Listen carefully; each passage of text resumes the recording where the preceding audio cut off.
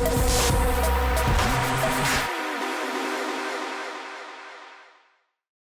குறித்து எதுவும் சொல்வதற்கு இயலாது. நேற்று முதல் கட்ட பேச்சுவார்த்தை நடைபெற்றிருக்கிறது. எனவே தொகுதி பங்கீடு குறித்து எந்த கருத்தும் நான் கூற இயலாத நிலை. இன்று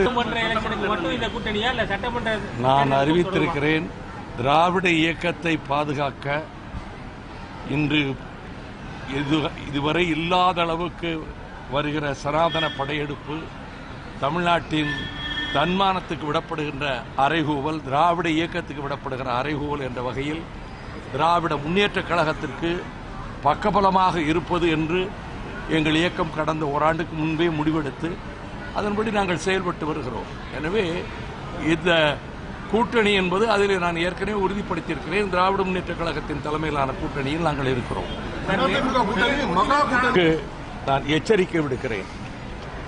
இந்த முகிலன் என்கின்ற சுற்றுச்சூழல் பாதுகாக்கின்ற போராளி தன் வாழ்க்கையவே பொது நலனுக்காக அர்ப்பணித்து இடிந்த கரையில் 2 ஆண்டுகள் அங்கேயே இருந்தார். இந்த அணுவுல எதிர்ப்பு போராட்டத்தில் அதே போல மணல் கொள்ளை எதிர்த்து போராட்டி நியூட்ரினோ எதிர்ப்பு இயக்கத்தில் நான் தலைவராக இருக்கிறேன். அவர் அதிலே ஒரு இயக்குநராக இருக்கிறார். அவர் மதுரை சிறையிலே கொடுமைப்படுத்தப்பட்ட போது மதுரை சிறையிலே போய் நான் பார்த்தேன். நான் சிறை அதிகாரிகளை கண்டு பேசினேன். அதன் பிறகு ஓரளவுக்கு நிலைமை சரியானது. வாழ்நாளெல்லாம் சிறையிலே அடைக்கப்பட்ட அவர் 15ஆம் தேதி ஸ்டெர்லைட் துப்பாக்கிச் சூடு நடத்தியது திட்டமிட்ட ஒரு படுகொலை, முன்கூட்டி போலீசார் திட்டமிட்டு செய்த படுகொலை.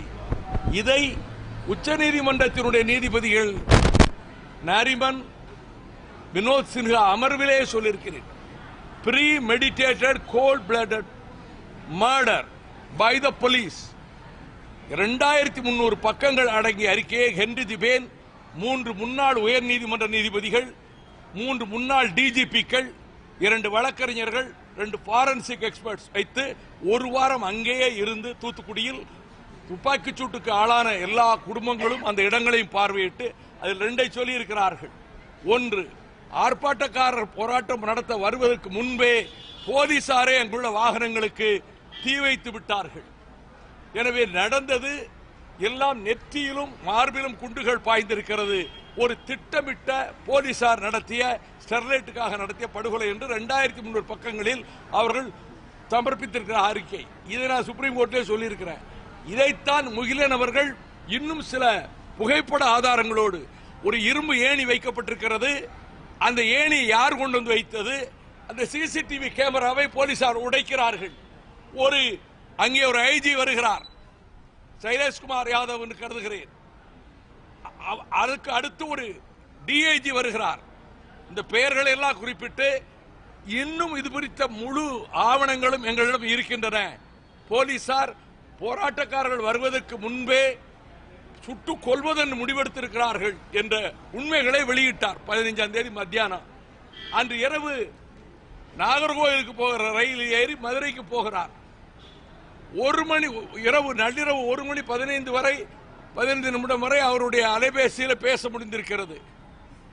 அதற்கு பிறகு துண்டிக்கப்பட்டு விட்டது. அதற்கு பிறகு காணவில்லை. ஆட்கொணர்வு மனு, ஹேபியஸ் கார்பஸ் பெட்டிஷன் போடப்பட்டிருக்கிறது. நான் குற்றம் சாட்டுகிறேன், முகிலன் யாரால் கடத்தப்பட்டார்? போலீசாரா? போலீசார் ஏற்பாடு செய்த கூலிப்படையினரானா? அவருடைய உயிருக்கு ஆபத்து ஏற்பட்டிருந்தால் இந்த அரசும் இந்த காவல்துறையும் தான் அதற்கு பொறுப்பாளி என்று நான் பகிரங்கமாக குற்றம் சாட்டுகிறேன். நாதி இல்லை, சுற்றுச்சூழல் போராளிகளுக்கு நாதி இல்லை என்று அரசு நினைக்குமானால், முகிலன் நாட்டுக்காக தன் வாழ்க்கையை அர்ப்பணித்துக் கொண்ட ஒரு வீர இளைஞன், எந்த கட்சியும் சார்ந்தவர் அல்ல. அவரை இதற்கு முன்பு பலமுறை போலீசார் அடித்து சித்திரவதை செய்திருக்கிறார்கள். அவர் உடனடியாக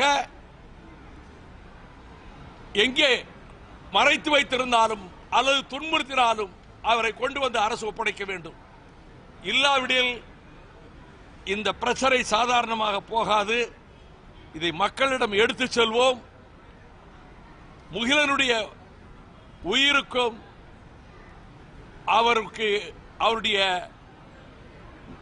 உண்மையான நிலைமைக்கும் இந்த அரசு அதிமுக அரசும் டிஜிபி ராஜேந்திரன் தலைமையில் இருக்கக்கூடிய போலீஸ் இலாக்காவும் தான் அவர் காணாமல் போனதற்கு காரணம் என்று பகிரங்கமாக நான் குற்றம் சாட்டுகிறேன்.